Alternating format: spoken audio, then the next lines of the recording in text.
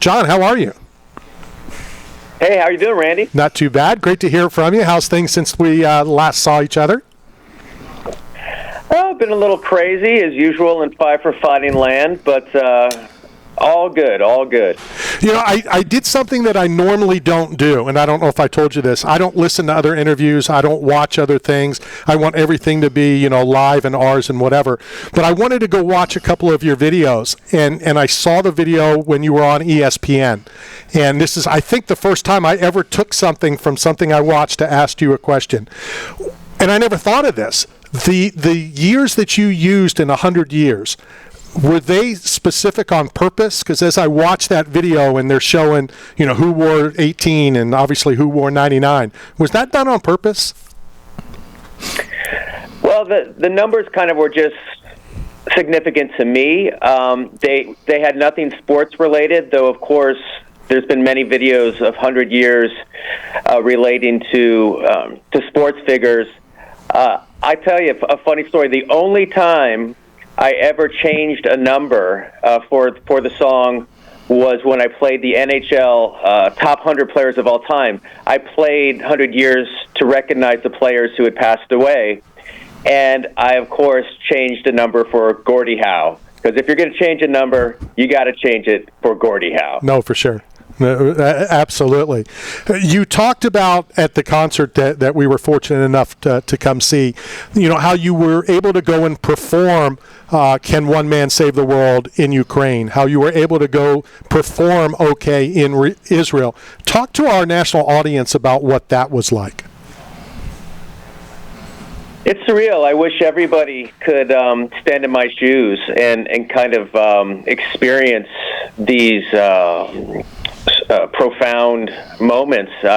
Certainly going to Ukraine, performing in a blown-up airport with a Ukrainian orchestra where every member of that orchestra had lost someone, had somebody missing, or somebody on the front lines, gives you a new sense of freedom and the blessing we have in this country. And similar, going to Hostage Square a few months ago and playing Superman and OK for Israel, for the hostage families, meeting with hostage families, meeting with troops. Again, I think it's a powerful perspective, and you meet heroes and you meet people going through unimaginable circumstances. So for me, I'm blessed to use these songs and kind of shine the spotlight where it belongs. You know, I'll tell you, I think for me, playing at Hostage Square was the closest thing to playing the concert for New York after 9/11. But you know, music can make a difference in ways other mediums can't. So it's an honor, and to be there, you know, 3 hours after I played Hostage Square, Iran attacked. You know, so to be there with my son during that didn't make my wife too happy, but it was a part of history. Hey, you know what? And I still laugh about when you told the story how after you performed, you were told you had to be in your room by 11. Like, you know, they're going to stop or start shooting missiles at a certain time.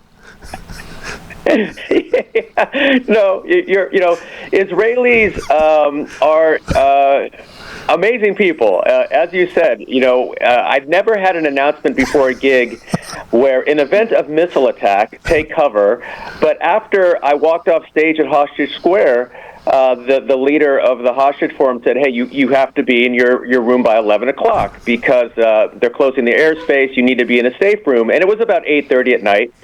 And my entourage, you know, I went up to them and said, okay, you guys, we got to go, let's go. And literally they said, but John, we have a dinner reservation. I'm like, you guys, you know, Iran's going to attack in the next few hours. And they're like, yeah, we got a couple hours, but we've been waiting 2 weeks for this dinner reservation. So I ran to the hotel, I cowered in the safe room, and they all went to dinner. Wow, John, that's an amazing story. This question is going to come from the lifestyle of rock and roll. You know, I know you talked about how like Nirvana came out of nowhere and like kind of changed the landscape. But what's the experience been for you? I mean, has it been the rock and roll lifestyle, the drinking and the partying and the crazy life, or is it like now where a lot of guys are turning to health and fitness and getting active on the road? You know, what's it been for you, and what is it today? Well, it's funny. I was married before I had my success, and my wife has been part of my whole career. She was a very successful music publisher, and also with my voice, even if I wanted to partake in some of the festivities, I would not survive a tour because I have this very falsetto-y voice. So when I'm on the road, even from the beginning, I was a good boy. Do I wish maybe that I had a few years, as a single man in the rock business? Yeah, honestly, I wish I had that. But it is so funny now because back in the bus with the guys, as you said, it used to be, beer, pizza, whiskey. Well, there's still a little whiskey, but now it's like a pharmacy. We have the health shakes. We have a pharmacy full of like ibuprofen and vitamins. it's so not rock and roll. But at the end of every tour, we break out the whiskey and we break out the pizza and we remember the good old days. As most, my life obviously is my family, my daughter, my son, my granddaughter is the world to me. And when you talked about, you were asked a question, who is your favorite writing partner? I got so happy and cheerful when you told that story as well.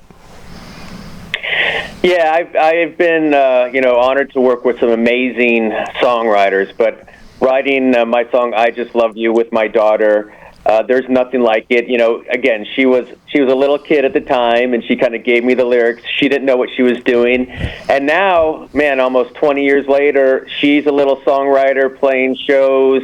She just graduated from college, and you talked about 100 years, right? It's like I live it like everyone else, and now my daughter is kind of taking that the baton as the songwriter in the family. So it's she certainly was my favorite collaborator and always will be. Where is the tour now? Where are you, or where are you going next?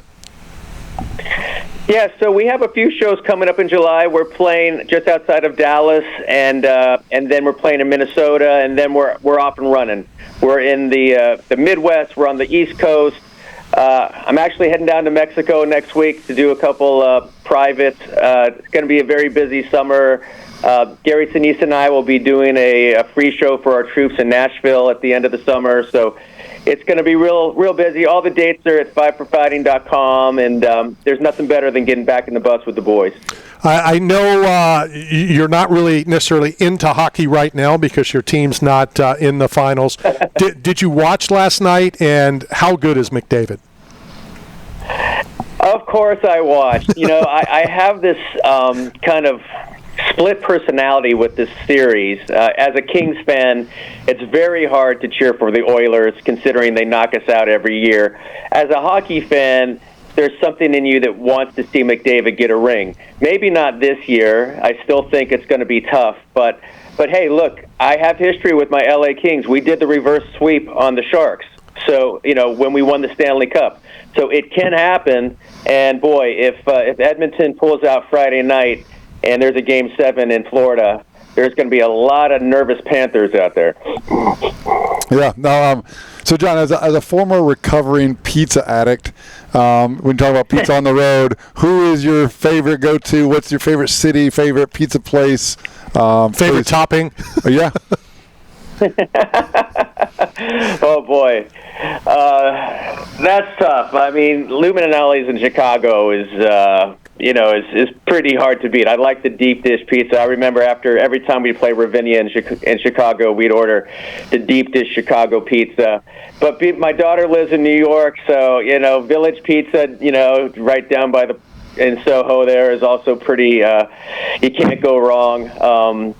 So I don't know. I'll just keep sampling, for the next 30 years, and then I'll let you know. Perfect. John, thank you very much for your time to update us on the tour, update us on some more of your stories, and I can't wait to see you in concert again.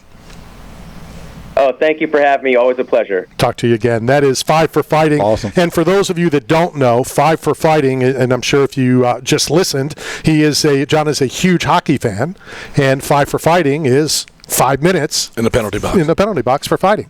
So yeah, he was, when we talked about the Stanley Cup and what was going on, he was like, yeah, my